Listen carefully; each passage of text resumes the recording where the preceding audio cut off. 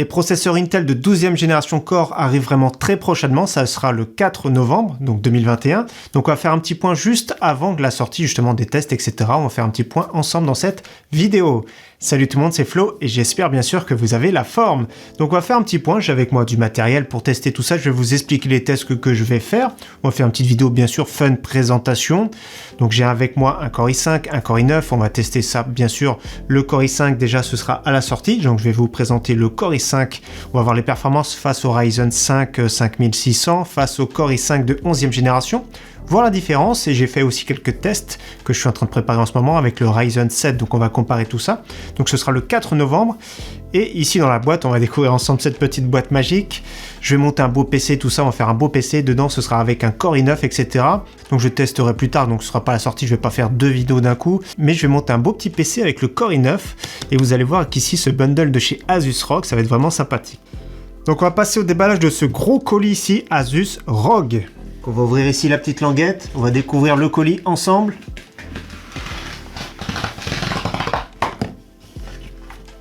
Le petit logo ici qui va bien.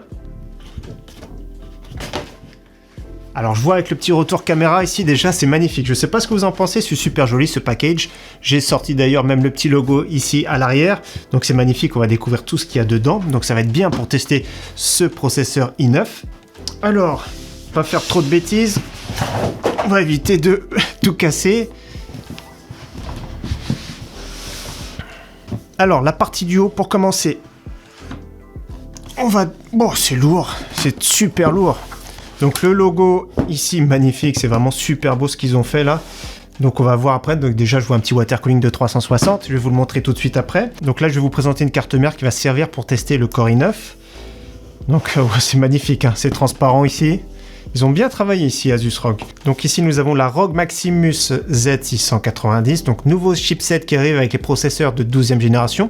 Série Z, les séries B vont arriver plus tard, bien sûr. Donc à la sortie, comme souvent, c'est les Z en premier qui permettent l'overclocking, etc. Donc les cartes mères plutôt haut de gamme. Donc la série ROG, hein, vous connaissez très bien. Donc Maximus, Hero, ce sont des cartes mères qui sont quand même très haut de gamme. Donc on regarde les petits logos ici. Donc Windows 11 Ready, Wi-Fi 6E.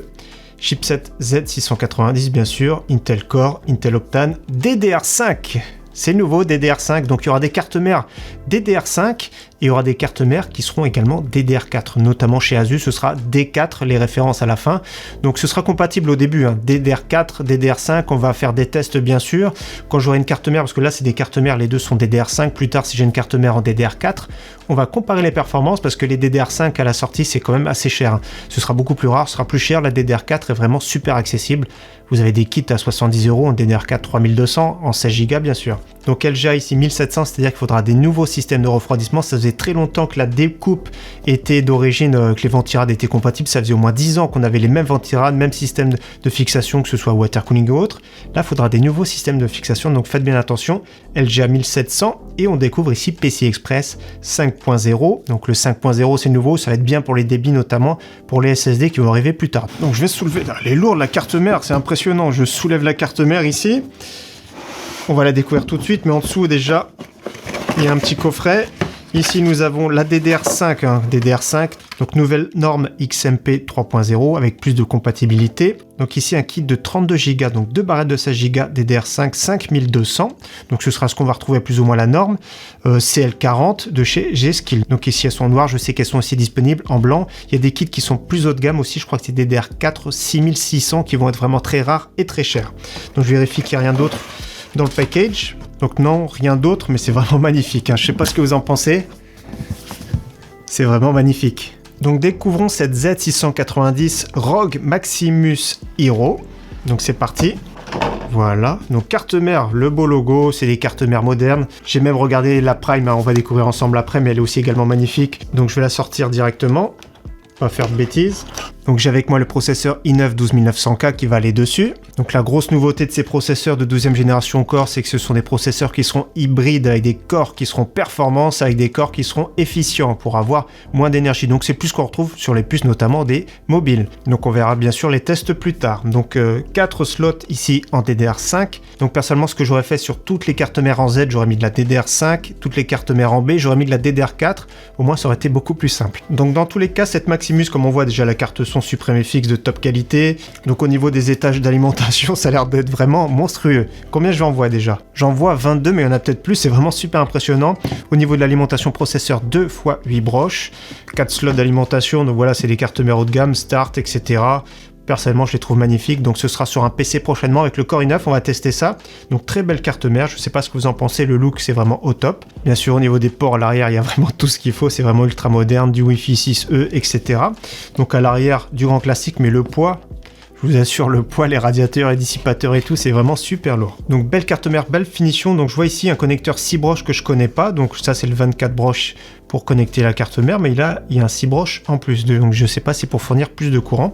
Donc à vérifier tout ça. Et donc ce que je constate également vite fait, c'est qu'ici en adressable RGB, il y a 1, 2, 3 ports ici en adressable RGB, 1 en RGB, donc pour piloter tout ce qu'il faut, grâce au logiciel bien sûr Aura Sync. Donc je vais la ranger délicatement. Allez, je la remets de côté, on va pas faire de bêtises. Oh, c'est lourd. Faire la muscu avec ça. Voilà. Donc, water cooling dans le bundle. Donc, water cooling ici. Le Ryujin 2, 360 mm. Alors, je le connais pas, il y a l'écran, c'est un water cooling haut de gamme, donc 360 mm. Donc, c'est vraiment un beau bébé ici. Garantie de 6 ans. Conçu avec Noctua.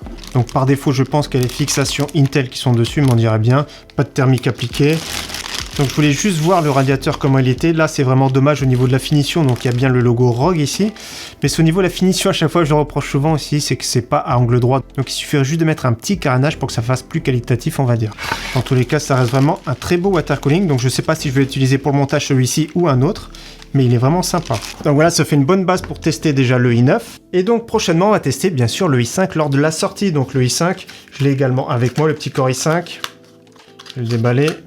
Donc comme vous avez vu, hein, le format n'est plus carré mais plutôt rectangle. Donc voilà le petit Core i5 12600K. Donc c'est pareil comme on connaît un processeur 6 cœurs 12 threads avec les corps performants. Et il y aura des corps également efficients. Je vais l'installer sur cette carte mère, donc Asus Prime Z690A, qui sera quand même plus accessible au niveau du prix. Et surtout qui a un look, vous allez voir, qui est vraiment super intéressant. Donc déjà sur la boîte, hein, la même chose, on voit PCI Express 5.0, DDR5, LGA 1700, etc. Windows 11 Ready bien sûr. Adressable RGB, deuxième génération.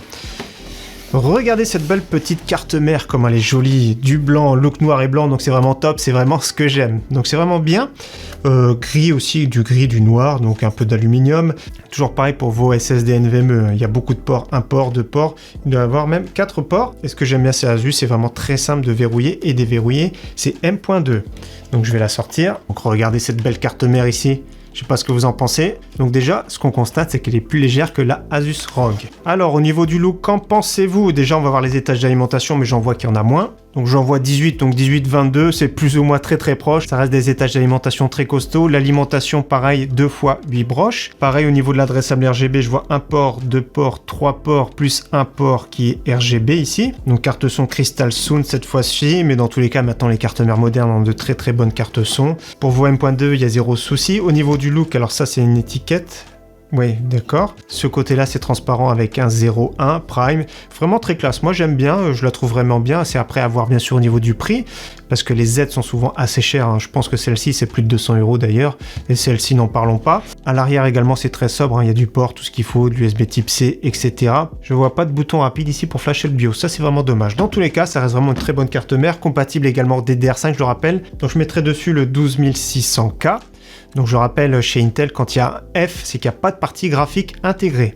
Donc là, il y a une partie graphique intégrée, donc c'est une nouvelle génération. On va voir ça dans un test, bien sûr, vidéo. Je vais même peut-être essayer de jouer avec celui-ci pour voir ce que ça donne, ce qu'il a dans le ventre. Donc je vais mettre ça et je vais tester avec un Ventirad ici. Donc un Ventirad que j'ai acheté moins de 30 €. Donc regardez, j'ai mis mon petite étiquette ici avec un F. J'ai trouvé ça beaucoup plus fun. Je trouve ça intéressant. Donc moins 30 € pour voir justement si la chauffe est maîtrisée, voir ce que ça donne. Donc sur le i9, je mettrai un water cooling. Et sur le i5, hein, qui est beaucoup plus accessible au niveau du prix, j'avais envie de mettre un petit Ventirad comme celui-ci, moins de 30 €. Donc on verra bien ce que ça donne lors des tests. Dans tous les cas, voilà, petite vidéo fun présentation. On fera des tests poussés à la sortie. Donc je rappelle le Core i5 à la sortie et on va monter un beau petit PC avec le Core i9. Dans tous les cas, encore une fois, j'espère que cette vidéo présentation vous aura plu. Et donc je vous dis à très bientôt sur ma chaîne. Ciao, bye!